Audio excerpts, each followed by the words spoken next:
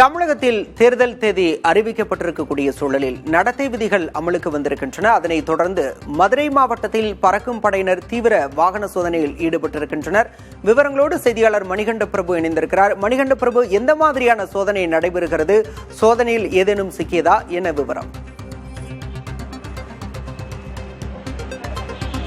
பாலா, தேர்தல் நடத்தை விதிகள் அமலில் இருப்பதால் தற்போது தேர்தல் பறக்கும் படையினர் தீவிர வாகன சோதனையில் ஈடுபட்டிருக்கிறார்கள். தற்போது நீங்கள் பார்த்து கொண்டிருக்கலாம், மதுரை கருப்பாயூரணி பகுதியில் அரசு பேருந்தை நிறுத்தி அதில் பயணிக்கக்கூடிய பயணிகளிடம் பரிசு பொருட்கள், பணம் என்பவை அதிக அளவாக கொண்டு செல்லப்படுகிறதா என பறக்கும் படையினர் தீவிர சோதனையில் ஈடுபட்டிருக்கிறார்கள்.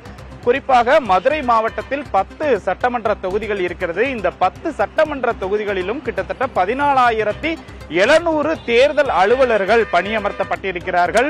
குறிப்பாக மாவட்டத்தை பொறுத்தவரை கிழக்கு தொகுதி, வடக்கு தொகுதி, மேற்கு தொகுதி, மேலூர், சோழவந்தான் இப்படியாக விரிவாக்கம் செய்யப்பட்ட பகுதிகள் நிறைய இருக்கின்றன. இந்த பகுதிகளில் தீவிர பறக்கும் படை வாகன சோதனை மேற்கொள்வதற்காக 90 நிலையான கண்காணிப்பு குழுவினர், அதே போல 90 பறக்கும் படை குழுவினர், மொத்தமாக 180 குழுவினர் இந்த பணிகளில் ஈடுபட்டிருக்கிறார்கள்.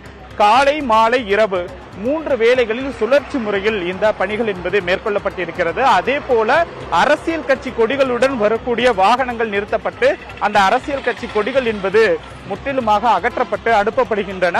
ஒரு வட்டார வளர்ச்சி அலுவலர், அதே போல காவல் ஆய்வாளர் அந்தஸ்தில் இருக்கக்கூடிய காவலர், ஒரு வீடியோ பதிவு, இப்படி 4 பேர் கொண்ட குழுவினராக இந்த பறக்கும் படை குழுவினர் தீவிர சோதனையில் ஈடுபட்டிருக்கிறார்கள். குறிப்பாக இந்த பணிகளை மேற்கொள்ள மாவட்ட ஆட்சியரும் தேர்தல் நடத்தும் அலுவலருமான பிரவீன்குமார் அதிகாரிகளுக்கு அதிக அளவில் அவர் அறிவுறுத்தல்களை கொடுத்திருக்கிறார். அதில் உடனுக்குடன் பணம் பிடிபட்டவுடன் தேர்தல் கட்டுப்பாட்டு அறைக்கு தெரிவிக்கப்பட்டு மாவட்ட நிர்வாகத்தின் கவனத்திற்கு கொண்டு வரப்பட வேண்டும் என்கிற அறிவுறுத்தல்களை எல்லாம் கொடுத்திருக்கிறார்கள். இப்படியாகத்தான் மதுரை மாவட்டத்தில் கிட்டத்தட்ட 180 பறக்கும் மற்றும் நிலையான கண்காணிப்பு குழுவினர் தீவிர வாகன சோதனையில் ஈடுபட்டிருக்கிறார்கள்.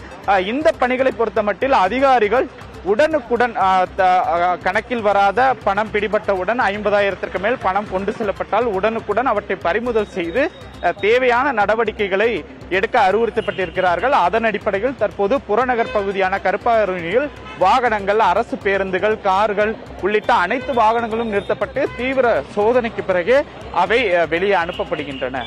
பாலா, பொதுமக்கள் கட்டாயம் 50,000 ரூபாய்க்கு மேல் எடுத்துச் சென்றால் ஆவணங்களோடு எடுத்துச் செல்ல வேண்டும் என தேர்தல் அதிகாரிகள் அறிவுறுத்தி இருக்கின்றனர். மதுரை மாவட்டத்தில் பறக்கும் படையினர் தீவிர சோதனையில் ஈடுபட்டிருக்கிறதா சொல்லியிருக்கீங்க. விவரங்களுக்கு நன்றி மணிகண்ட பிரபு. தொடர்ந்து கோவை அருகே தமிழக கேரள எல்லையில் இருமாநில தேர்தல் அதிகாரிகள் தீவிர சோதனையில் ஈடுபட்டிருக்கின்றனர். இது பற்றிய விவரங்களோடு செய்தியாளர் சுதீஷ் இணைந்திருக்கிறார். சுதீஷ், தமிழகத்திற்கு முன்பாகவே கேரளாவில் தேர்தல் நடைபெறவிருக்கிறது. இன்று முதலே வேட்புமனு தாக்கல் செய்ய ஆரம்பமாகி இருக்கிறது. அங்கு என்ன மாதிரியான கெடுபிடி எல்லாம் இருக்கிறது? குறிப்பா எல்லையில எந்த மாதிரியான சோதனை நடைபெறுகிறது?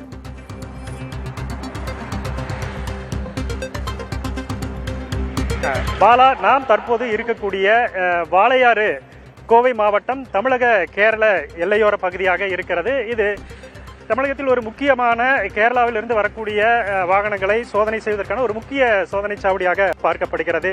2 மாநிலங்களிலுமே தேர்தல் தேதி அறிவிக்கப்பட்டிருப்பதால் இரு மாநில தேர்தல் அதிகாரிகள் இந்த வாளையாறு சோதனை சாவடியில் தீவிர வாகன சோதனையில் அதிகாலை முதலே ஈடுபட்டிருக்கிறார்கள்.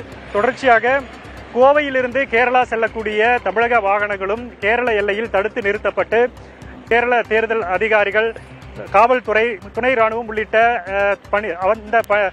துணை ராணுவம் உள்ளிட்ட அந்த பணியோடு அவர்கள் இந்த வாகன சோதனையை தீவிரப்படுத்தியிருக்கிறார்கள். நாம் தற்போது கேரளாவில் இருந்து வரக்கூடிய வாகனங்கள் தமிழக எல்லையில் நிறுத்தப்பட்டு கோவை மாவட்டத்தைச் சேர்ந்த தேர்தல் அதிகாரிகள், காவல்துறையினர் தீவிர வாகன சோதனையில் ஈடுபட்டிருக்கக்கூடிய காட்சிகளை நம்மால் பார்க்க முடிகிறது. மாவட்ட தேர்தல் அலுவலர் அவர் அறிவுறுத்தியதன்படி விதிமுறைகள் நடைமுறைப்படுத்தப்பட்டு அந்த வாகன சோதனை என்பது தீவிரப்படுத்தப்பட்டிருக்கிறது. இங்கே தேர்தல் அதிகாரி லக்ஷ்மி பிரியா இருக்கிறார், அவருடன் பேசலாம். மேடம், சொல்லுங்க, இங்க வாளையாறு பகுதியில் எது மாதிரியான தேர்தலை ஒட்டி எது மாதிரியான நடைமுறைகள் இங்கே பின்பற்றப்படுது சோதனையில்? சார், அனைத்து வாகனங்களையும் செக் பண்ண சொல்லியிருக்காங்க. 4 வீலர்ஸ், 2 வீலர்ஸ் எல்லாமே என்னென்ன இருக்கோ அது எல்லாமே செக் பண்ண சொல்லியிருக்காங்க. காலையிலிருந்து 6 மணிலேருந்து நாங்கள் செக் பண்ணிட்டு இருக்கோம் சார். பாலா, கோவை மாவட்டத்தை பொறுத்த வரைக்குமே மொத்தம் தேர்தல் பணிகளை கண்காணிப்பதற்காக மாவட்டம் முழுவதும் பல்வேறு கண்காணிப்பு குழுக்கள் அமைக்கப்பட்டிருக்கிறது. அதன்படி பறக்கும் படையில் 90 குழுக்கள் நியமிக்கப்பட்டிருக்கிறார்கள். நிலையான கண்காணிப்பு குழுவில் 90 குழுக்கள் அமைக்கப்பட்டிருக்கிறார்கள். அதே போல வீடியோ கண்காணிப்பு குழுவிலும் 10 குழுக்கள் அமைக்கப்பட்டிருக்கிறது. ஒவ்வொரு சட்டமன்ற தொகுதியிலும் 9 குழுக்கள் வீதம் பறக்கும் படை மற்றும் நிலையான கண்காணிப்பு குழுக்கள் செயல்பட்டு வருகிறது. இக்குழுக்கள் 8 மணி நேர சுழற்சி முறையில் 24 மணி நேரமும் கண்காணிப்பு பணியில் ஈடுபடுவார்கள் என மாவட்ட தேர்தல் அலுவலர் தெரிவித்திருக்கிறார்.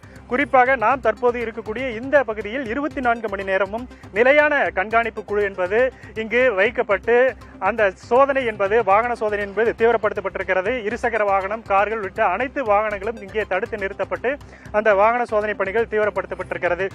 கேரளாவிலும் காவல்துறையினர் அந்த சோதனை சாவடிக்கு அருகே நின்று கொண்டு தமிழக வாகனங்களை தடுத்து நிறுத்தி வாகன சோதனையில் ஈடுபட்டிருக்கக்கூடிய காட்சிகளை நம்மால் பார்க்க முடிகிறது. பாலா, விவரங்களுக்கு நன்றி சுதீஷ்.